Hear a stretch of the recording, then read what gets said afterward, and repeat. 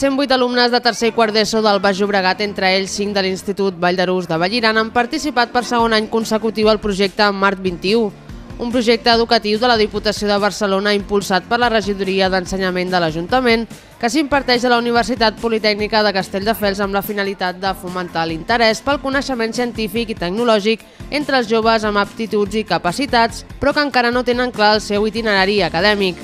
El primer dia vam fer rectangles, una casa, i després ja vam anar fent animacions. Aquest robot és el que hem fet al nostre grup, aquest és el meu robot, es diu Albertito, i l'hem programat amb un ordinador perquè hem fet una aplicació pel mòbil i hem fet que doni voltes, que tiri cap endavant, cap endarrere, i molt bé, ha estat tot molt divertit. Mitjançant el treball d'un cas pràctic, com és conèixer si és possible una colònia humana al planeta Mart, el projecte s'ha desenvolupat en equips durant 5 sessions que van finalitzar divendres amb un acte solemne de cloenda que va comptar amb la presència de l'alcaldessa de Vallirana.